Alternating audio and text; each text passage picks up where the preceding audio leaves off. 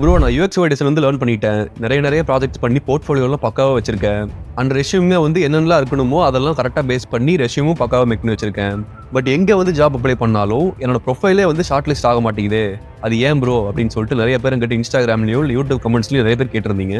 அது ஏன், என்ன பண்ணா ஷார்ட் லிஸ்ட் ஆகலாம், எப்படி எல்லாம் போர்ட்ஃபோலியோ வச்சிருந்தா யூனிக்கா தெரியலாம், அண்ட் ஒரு ரெஸ்யூம் மேக் பண்றீங்க அப்படின்னா அந்த ரெஸ்யூம்ல வந்து என்னெல்லாம் இருக்கணும் என்னெல்லாம் இருக்கக்கூடாது அப்படின்னு ஒரு ஃப்ரெஷரா இப்போ நீங்க யூஎக்ஸ் டிசைன் ஃபீல்டுக்குள்ள வரீங்க அப்படின்னா என் சைடில் நான் பார்த்ததெல்லாம் வச்சு ஒரு கம்ப்ளீட் கைடா வந்து இந்த வீடியோவில் சொல்றேன். அதில் என்னன்னு பார்க்கறதுக்கு முன்னாடி இப்போதான் சேனலுக்கு ஃபர்ஸ்ட் டைம் வரைக்கும் அப்படின்னா என் பேர் தௌஃபிக், ப்ராடக்ட் டிசைனராக ஒர்க் பண்ணிட்டு இருக்கேன். அண்ட் இப்போ உங்களுக்காக இம்ப்ரூவ் பண்ற மாதிரி கண்டென்ட்லாம் வந்து அப்லோட் பண்ணிட்டு இருக்கேன். உங்களுக்கு அதெல்லாம் வேணும் அப்படின்னு நினைச்சீங்கன்னா கன்சிடர் சப்ஸ்கிரைபிங். அப்படியே சப்ஸ்கிரைப் பண்ணிட்டு பக்கத்தில் இருக்க பெல் ஐக்கானை ப்ரெஸ் பண்ணிட்டீங்கன்னா நான் போகிற வீடியோஸ்லாம் உங்களுக்கு வந்து சேரும். உங்களுக்கு சப்ஸ்கிரைப் பண்ணுறதோ லைக் பண்ணுறதோ சின்ன ஒர்க் தான், பட் உங்களை ஒவ்வொரு சப்ஸ்கிரைப் ஒவ்வொரு லைக்குமே வந்து ரொம்பவே மோட்டிவேட் பண்ணும். ஸோ அப்படியே அன்பா பார்த்து லைக்கும் சப்ஸ்கிரைபும் பண்ணியிருக்க பார்ப்போம். இப்போ என்ன பண்ணுறீங்க, ஜஸ்ட் மொபைலை ஃபுல் ஸ்க்ரீனில் போட்டு ரிலாக்ஸாக உட்காருங்க. வித்தவுட் எனி ஃபர்தர் டிலே ஆரம்பிக்கலாங்களா? இப்போ ஒரு யூஎக்ஸ் டிசைன் லேர்ன் பண்ணிருக்காங்க அப்படின்னா அவங்க வந்து எந்த மாதிரிலாம் ஃபாலோ பண்ணிருக்காங்க அப்படிங்கிறத வந்து இப்போ சொல்லிடுறேன். பை த வே கொஞ்சம் தொண்டை சரியில்லைங்க, கொஞ்சம் அட்ஜஸ்ட் பண்ணிக்கோங்க. நீங்கள் இப்போ வந்து செல்ஃபாக லேர்ன் பண்ணாலோ இல்லை இன்ஸ்டியூட் போய் லேர்ன் பண்ணாலோ எல்லாத்துக்குமே வந்து பர்டிகுலராக ஒரே ஒரு ஃபார்மெட் தாங்க இருக்குது. இப்போ லேர்ன் பண்ணிருக்க மேக்ஸிமம் பேர் வந்து எல்லாருமே ஒரே ஒரு ஃபார்மெட் மட்டும் தான் எல்லாரும் ஃபாலோ பண்ணிருக்காங்க. லைக் ஸ்டார்டிங்கில் வந்து யூஎக்ஸ் டிசைனோட பேசிக்லாம் கற்றுக்கிட்டு தென் ஒரு ப்ராஜெக்ட் பண்ணும் அப்படிங்கிறதுக்காக ஏதாவது ஒரு ப்ராப்ளம் ஸ்டேட்மெண்ட் எடுத்து அதை பேஸ் பண்ணி ஒரு ப்ராஜெக்ட் பண்ணி முடிக்கிறது. அப்புறம் டிசைன் ப்ராசஸ் என்ன, யூசர் ஃப்ளோனா என்ன, அஃபினிட்டி மேப்பிங் என்ன, எம்பத்தி மேப்பிங் என்ன அப்படின்னு சொல்லிட்டு அது இதுன்னு எல்லாமே ஒரு ப்ராப்பரான ஒரு ஃபார்மெட்டில் இருக்கு இல்லையா? அது எல்லாமே அதே ஃபார்மெட்டில் எல்லாரும் பண்ணுற மாதிரி அதே மாதிரி பண்ணி ஒரே மாதிரி கேஸ் ஸ்டடி பண்ணி ஒரே மாதிரி போர்ட்ஃபோலியோ வச்சுக்கிட்டு அதுக்கப்புறம் ஜாப் அப்ளை பண்ணுவோம் இல்லையா? பட் இப்போ வந்து எல்லாரும் பண்ணுற மாதிரி நீங்களும் பண்ணீங்க அப்படின்னா கண்டிப்பாக நீங்கள் ஜாபில் பிளேஸ் ஆக முடியாதுங்க. ஐ மீன் நீங்கள் வந்து இந்த மாதிரி யூஎக்ஸ் டிசைனோட பேசிக் கற்றுக்கூடாது, பிரின்சிபல்ஸாக கற்றுக்கூடாது, எப்படி இருக்கணும், இந்த மாதிரி ப்ராசஸ் இருக்கணும், டிசைன் இந்த மாதிரி இருக்கணும், அதெல்லாம் எதுவுமே கற்றுக்கூடாதுலாம் சொல்லலை. நான் எதை மீன் பண்ணி சொன்னேன் அப்படிங்கிறத வந்து ஃபர்தராக சொல்கிறேன். இப்போ இந்த மாதிரி ப்ராசஸ்லாம் வந்து ஒரு வருஷம் 2 வருஷத்துக்கு முன்னாடிலாம் பக்காவாக ஒர்க் அவுட் ஆச்சுங்க. ஏன் அப்படின்னா அப்போ வந்து யூஎக்ஸ் டிசைனுக்கு ஒரு 100 ஓப்பனிங் இருந்துச்சுன்னு வச்சுக்கோங்களேன், அதில் வந்து ஒரு 30, 40 அது மாதிரி தான் அப்ளிகேஷனே வரும். ஸோ அப்போ வந்து இந்த ப்ராசஸ் எல்லாமே வந்து யூனிக்காக இருந்துச்சு. இப்போ வந்து அப்படி இல்லைங்க, ஏன்னா ரொம்ப ஹெவி காம்படிஷன் ஆயிடுச்சு. ஃபார் எக்ஸாம்பிள் இப்போவும் வந்து அதே யூஎக்ஸ் டிசைன் ரோலுக்கு வந்து ஒரு 100 ஓப்பனிங் கொடுக்குறாங்க அப்படின்னா ஃபர்ஸ்ட் வந்து ஒரு 30, 40 தான் அப்ளை பண்ணிருந்தாங்க. பட் இப்போ வந்து ஒரு 500, 600, 700 வரைக்கும் போயிட்டு இருக்கு. ஸோ இப்போ அதே மாதிரி பழைய ப்ராஜெக்ட்ஸ், பழைய கேஸ் ஸ்டடிஸ் அதெல்லாம் எப்படி பண்ணாங்களோ அதே பேஸே நீங்களும் பண்ணிட்டு வந்தீங்க அப்படின்னா உங்களால் அந்த காம்படிஷன்ல இருந்து யூனிக்காக தெரிய முடியாது இல்லையா? இதுக்கு இன்னொரு எக்ஸாம்பிளா, நானும் என் கோ-ஃபவுண்டரும் கேஷுவலாக பேசிட்டு இருக்கும்போது இந்த ஃபீல்ட் சம்மந்தமாக வந்து ஒரு விஷயம் அவர் சொன்னார். அதை வந்து உங்ககிட்டயே ஷேர் பண்ணிங்க அப்படின்னா இன்னும் கொஞ்சம் எக்ஸாக்டாக உங்களுக்கு புரியும்னு நினைக்கிறேன். ஒரு ஃபியூ மந்த்ஸ் முன்னாடி நான் கோ-ஃபவுண்டர் அப்புறம் டீம்மேட்ஸ்லாம் வந்து சும்மா ஃப்ரீ டைமில் உட்காந்து பேசிகிட்டு இருக்கும்போது கோ-ஃபவுண்டர்கிட்ட வந்து என்ன எதை பேஸ் பண்ணி ஹையர் பண்ணீங்கன்னு சொல்லி கேட்டேன். அதுக்கு அவர் சொன்னதை வந்து அப்படியே நான் இப்போ உங்ககிட்ட சொல்கிறேன். 2021 மிட்ல வந்து யூஎக்ஸ் டிசைனுக்கு வந்து ஒரு ஓப்பனிங் போட்டாராம். அதுக்கு வந்து வெறும் 9 அப்ளிகேஷன் மட்டும் தான் வந்துச்சான். அதே சேம் ஜாப் போஸ்ட்டை என்ன ஹையர் பண்ணும்போது திரும்பவும் போட்டப்ப நியர்லி 800 அப்ளிகேஷன் வந்துச்சான். அதில் மோஸ்ட்லி 80% ஆஃப் த கேண்டிடேட்ஸோட போர்ட்ஃபோலியோ எல்லாமே ஒரே மாதிரியே இருந்துச்சான். லைக் ஏதோ ஒரு ப்ராப்ளம் ஸ்டேட்மெண்ட் எடுத்து அதில் வந்து ஒரே ஒரு யூஐ கேஸ் ஸ்டடி, ஒரு யூஎக்ஸ் கேஸ் ஸ்டடி அப்படின்னு வந்து எல்லா பண்ணுற மாதிரியும் காமனாகவே இருந்துச்சான். மீதி ஒரு 20% கேண்டிடேட்ஸில் நான் வந்துட்டேங்க. அண்ட் என்னோடதுமே வந்து ஆல்மோஸ்ட் மற்றவங்க என்ன பண்ணாங்களோ அதே மாதிரி தான் இருந்துச்சான். பட் நான் பண்ணியிருந்ததுல வந்து 2 விஷயம் யூனிக்காக இருந்ததுனால மட்டும்தான் ஷார்ட் லிஸ்ட் ஆயிருக்கேன். ஸோ அதுக்கப்புறம் அவர் கொடுத்த டாஸ்க் அதெல்லாம் ப்ராப்பராக அவுட்புட் காட்டினதுனால ஹையர் பண்ணிட்டாராம். இதுதான் அந்த 2 டாஸ்க். இது என்னன்னா இந்த கம்பெனிக்கு முன்னாடி பண்ண ஒரு சில கம்பெனிஸோட இன்டர்வியூஸ்ல கொடுத்த டாஸ்க். அந்த டாஸ்க்கு நான் பண்ண டிசைன்ஸ், ஸோ அது எல்லாமே வந்து சின்ன கேஸ் ஸ்டடி மாதிரி ரெடி பண்ணி அதை வந்து ப்ராப்பராக ஒரு போர்ட்ஃபோலியோ மாதிரி போட்டு போடலாமே போட்டாங்க.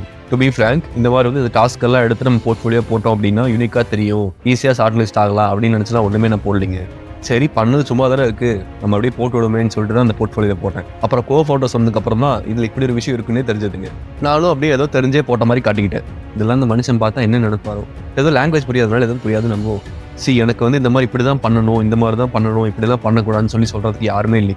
பட் உங்களுக்கு நான் இருக்கேன். ஸோ இப்போ நீங்கள் என்னெல்லாம் பண்ணணும், என்னெல்லாம் பண்ணக்கூடாது அப்படிங்கிறதுக்காக ஒரு 5 டிப்ஸ் சொல்கிறேன். ஸோ அதெல்லாம் ஆக்சுவலாக இம்ப்ளிமெண்ட் பண்ணிங்க அப்படின்னா முன்னே இருந்ததை விட கண்டிப்பாக ஒரு இம்ப்ரூவ்மெண்ட் இருக்குங்க.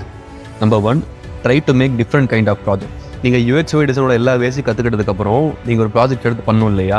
அப்படி பண்ணுற ப்ராஜெக்ட்ஸ் வந்து எல்லாரும் மாதிரி யூஸ்வலாக இல்லாமல் டிஃப்ரெண்ட் கைண்ட் ஆஃப் ப்ராஜெக்ட் பண்ண ட்ரை பண்ணுங்கள்.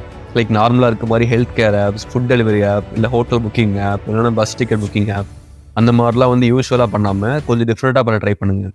ஏன் சொல்கிறேன் அப்படின்னா ஒரு கம்பெனி வந்து யூஎக்ஸ் டிசைனுக்கான ரோலுக்கு வந்து ஓப்பனிங் போடுறாங்க அப்படின்னா ஸோ அதில் வர மோஸ்ட் ஆஃப் த கேண்டிடேட்ஸ் வந்து இதே மாதிரி காமனான ப்ராஜெக்ட்ஸ் பண்ணி அதோட கேஸ் ஸ்டடி தான் வச்சிருப்பாங்க. ஸோ அந்த மாதிரி காமனான ப்ராஜெக்ட்ஸ்லாம் நீங்கள் பண்ணாமல் உங்களுக்கு நீங்கள் யூனிக்காக பண்ணீங்க அப்படின்னா உங்கள் லெவல் ஆட்டோமேட்டிக்காக இன்க்ரீஸ் ஆகும் இல்லையா?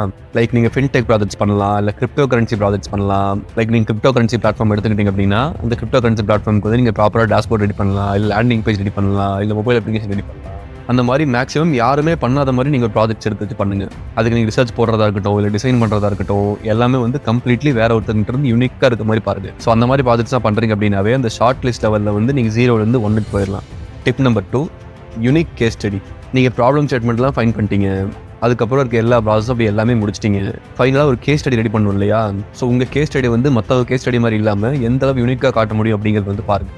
என்னதான் நீங்கள் வந்து டிஃப்ரெண்ட் கைண்ட் ஆஃப் ப்ராஜெக்ட்ஸ் யூனிக்காக பண்ணியிருந்தாலும் அதை வந்து பார்க்க வைக்கிறதுக்கும் அதை பற்றி ஃபுல்லாக தெரிய வைக்கிறதுக்கும் இந்த கேஸ் ஸ்டடிஸ் தான் ரொம்பவே முக்கியம். ஸோ முன்னாடி எல்லாரும் ஃபாலோ பண்ண கேஸ் ஸ்டடியோட பேஸ் ஸ்ட்ரக்சர் மட்டும் வச்சுக்கிட்டு அதுலேருந்து உங்களால் என்ன யூனிக்காக பண்ண முடியும் அப்படிங்கிறது வந்து பார்த்து கொண்டு வாங்க. லைக் உங்கள் கேஸ் ஸ்டடி வந்து இன்ட்ராக்டிவாக பண்ணலாம், இல்லை நீங்கள் நிறைய அனிமேஷன் யூஸ் பண்ணி கேஸ் ஸ்டடி பண்ணலாம். இது போல் பண்ணால் ரெக்ரூட் பண்ணுறவங்களுக்கு வந்து உங்கள் கேஸ் ஸ்டடி பார்த்ததுமே அட்ராக்ட் ஆகிறது நிறைய சான்ஸ் இருக்குங்க. Tip number 3, don't copy paste. நானே நிறைய பேர் பார்த்துருக்கேங்க. லைக் அவங்க ஃப்ரெண்ட் யாராவது ப்ராஜெக்ட் பண்ணியிருந்தாங்க அப்படின்னா அந்த ப்ராஜெக்ட்ஸ் அப்படியே வாங்கி அதை அப்படியே ஜஸ்ட் காப்பி பண்ணி இவங்க ஆர்ட் போர்டில் பேஸ்ட் பண்ணிவிட்டு ஜஸ்ட் நேமு, கலரு, டெக்ஸ்ட்டு அதெல்லாம் லைட்டாக அப்படி மாற்றி அப்படியே இவங்க ப்ராஜெக்ட்ஸில் இவங்க போர்ட்ஃபோலியோ மாதிரி அப்லோட் பண்ணிடுவாங்க. பட் அந்த மாதிரி பண்ணுறது வந்து ரொம்பவே ரிஸ்க்குங்க. ஏன்னா ரெக்ரூட்டர் பார்த்தாங்க அப்படின்னா கண்டிப்பாக உங்களுக்கு ஜாப் கிடைக்கிறது ரொம்பவே கஷ்டம்.